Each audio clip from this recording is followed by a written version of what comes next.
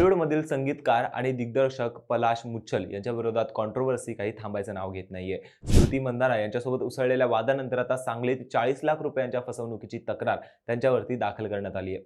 सांगलीतील विज्ञान माने नावाच्या अभिनेता प्रोड्युसरने ही तक्रार दाखल केली आहे. तक्रारदाराचं म्हणणं आहे की पलाश मुच्छल यांनी त्याला एका हिंदी चित्रपटात गुंतवणूक करण्याचं आमिष दाखवलं होतं. चित्रपटात भागीदारी, नफा, काम मिळेल अशी आश्वासनं देण्यात आली होती. या विश्वासावर विज्ञान माने यांनी टप्प्याटप्प्याने एकूण 40 लाख रुपये पलाश मुच्छल यांना दिले.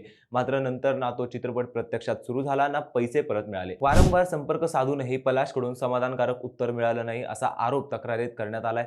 त्यामुळे आपली फसवणूक झाल्याचं लक्षात येताच माने यांनी पोलिसांकडे धाव घेतली. या प्रकरणी सांगली पोलिसांनी सध्या प्राथमिक चौकशी सुरू केली असून अद्याप गुन्हा नोंदवून घेतलेला नसला तरी कागदपत्र, व्यवहार आणि आरोपांची तपासणी केली जाते. चौकशी अंती पुढील कायदेशीर कारवाई होण्याची शक्यता आहे. थोडक्यात सांगायचं झालं तर एका चित्रपटाच्या नावाखाली पैसे घेतल्याचा आरोप पलाश मुच्छल यांच्यावरती झाला असून हे प्रकरण सध्या पोलीस तपासाच्या टप्प्यात आहे.